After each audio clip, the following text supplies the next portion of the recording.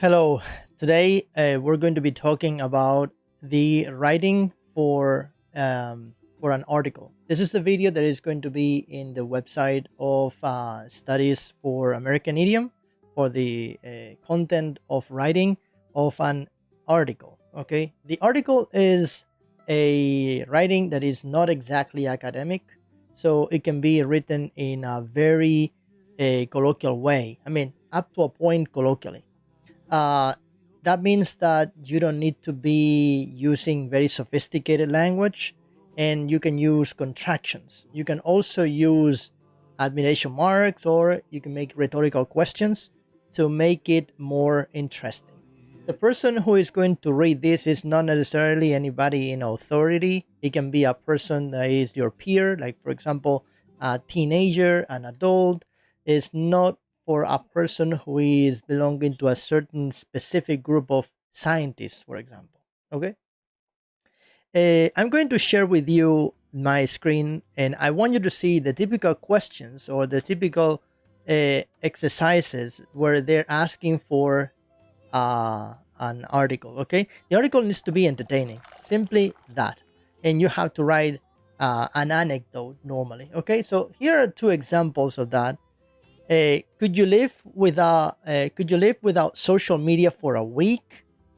What would you miss? So who uses social media? Absolutely everybody. Brothers and sisters, teenagers, children, and adults alike. So everybody uses it. Says, write an article answering these questions. The best articles will be published on our website. So imagine that you are 16 years old. You expect that the people who will resonate with your anecdote is people your age. So you want to explain how it happened, what it happened to you, or what would happen to you if you lived without social media for a week, or if you did it, how your situation was. Okay? So could you live without social media for a week? What would you miss? So if you experience that, you want to explain to the rest of the people your age how it was, if it was beneficial or not. Okay? So that means that you're going to write to people your age, which means that you can write, like if it was in one way or another, a letter. Okay, so you can, the difference is that you're not talking to one person only when you write an email. You're writing to people your age, but nobody is special. Okay, let's see another one. What are the most important things for teenagers to learn?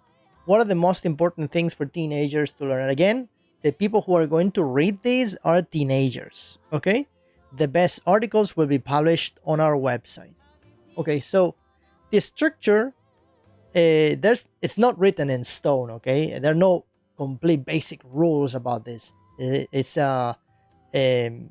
normally what the experts say, or what the books teach, is that you write 3 paragraphs. Okay, the first one is kind of like an introduction where you have a rhetorical question, and the second one is where you're explaining your anecdote, and the third one is to convince the students or the people your age through your experience of the benefit, or what happened at the end, what was the result of the anecdote that happened to you. Okay, so that's why we say around 3. So if it's going to be 190 words maximum, remember that in first certificate you write between 140 and 190 words. So if it's going to be 190 words divided into 3, let me make the calculation for you. So 190 divided into 3, that means 63 words per paragraph. Okay, 63 words per paragraph. So let's take a look at the rhetorical questions that you could be using. Says, are you one of those people who, okay, this is the way you could start. Are you one of those people who can live without social media? Okay, or are you one of those people who is constantly on your phone? Okay, let's go to another one. What would life be like if past simple? What would life be like? How would your life be if past simple? The past simple, remember, is not about the past, it's subjunctive, okay? It's an imaginary present. So, one example, what would life be like if we didn't have social media? So, you're inviting the student to imagine a situation where there's no social media at all. Let's give another one. How would you feel about ing? We write ing, remember, because it's about is a preposition. Of the prepositions, nouns, or ing if you're writing a verb. So, how would you feel about not connecting to the internet for a week? Okay. Another one.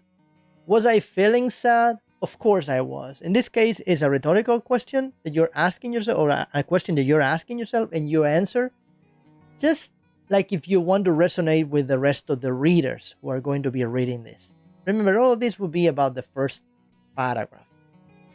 And another thing that is important that you use in an article is intense adjective or strong adjectives, okay? Why? Because they're going to be emphatic, okay? You want to emphasize the importance of an anecdote or feelings by saying that they were very something, okay? Remember that an intense or a strong adjective is an adjective that includes the word very inside. So breathtaking, outstanding. For example, the views were breathtaking.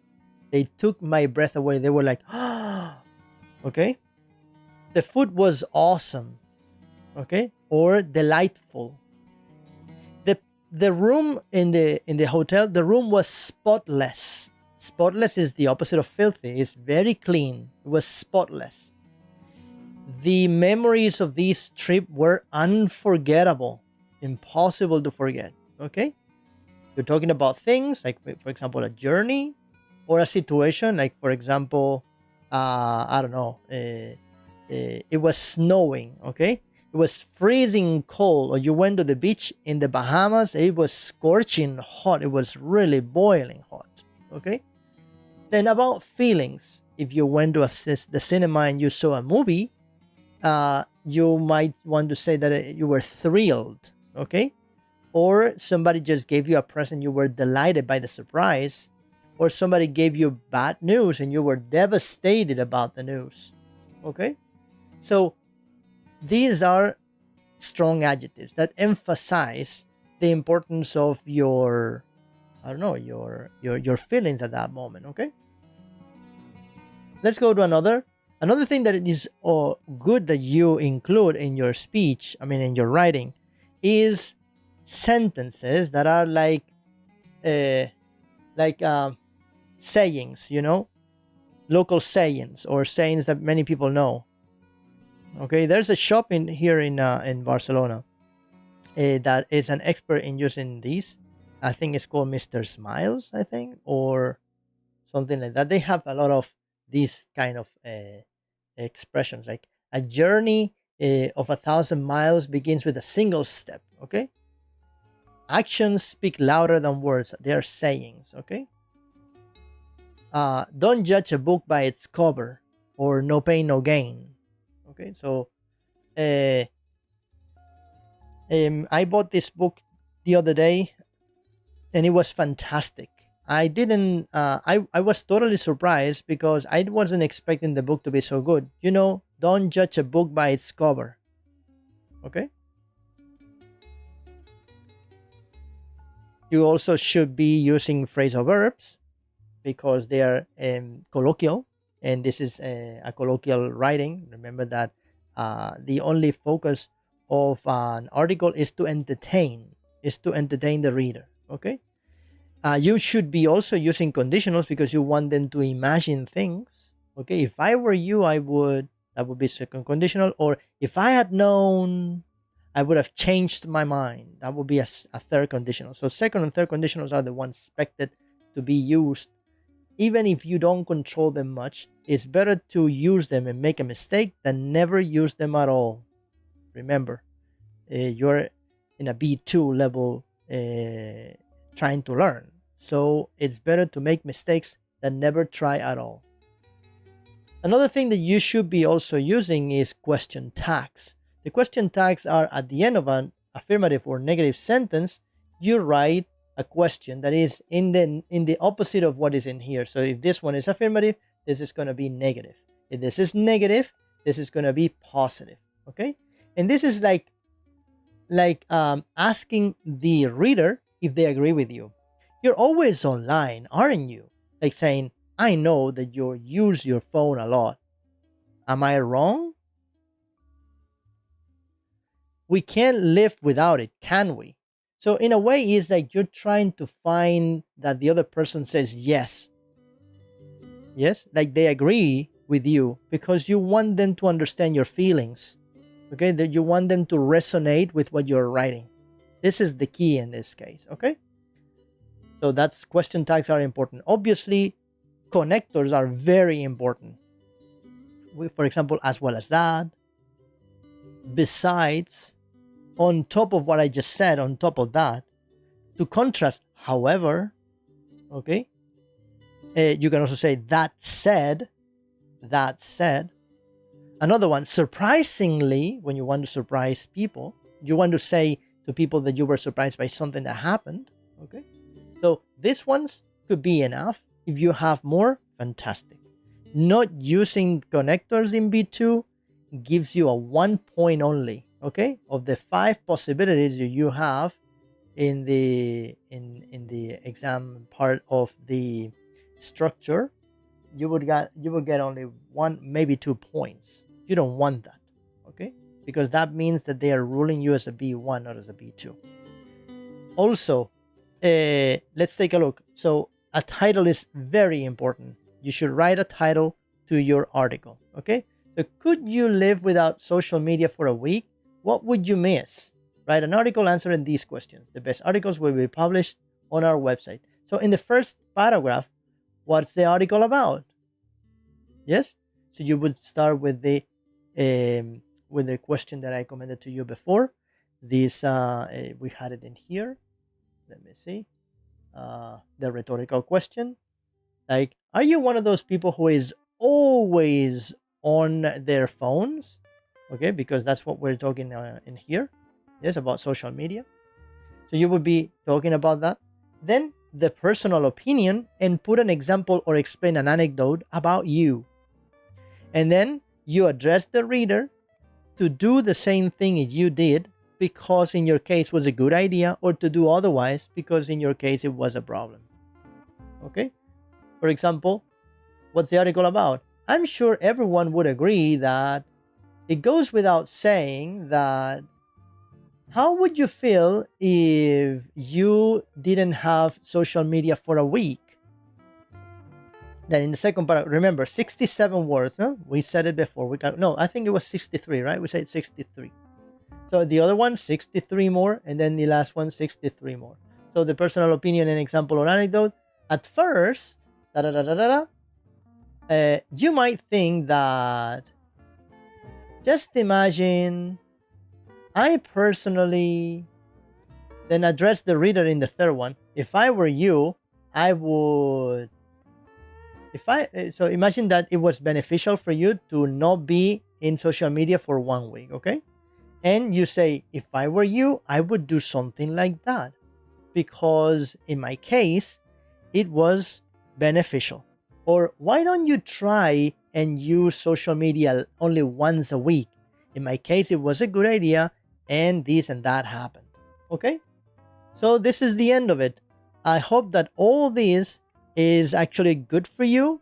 The video is going to be around 14 minutes. And it was a pleasure to be able to explain all this to you. And I hope that you find these in the website, formative.com. Remember, I'll see you around. Bye-bye. Okay, guys, so I was actually doing this for my website, for the website of American Idiom, for my school, as you know. Let me see how many people are connected. I don't know. There might be 0 at this moment. Oh, there are 4 people. There are 4 people connected. Okay. So, is there anybody who wants to say something to us? because I was just recording this for the video and I decided to just connect. Okay, this is our lesson 559. Well, I wanted you to get all this to help you with your writings in case that you have any writings to do.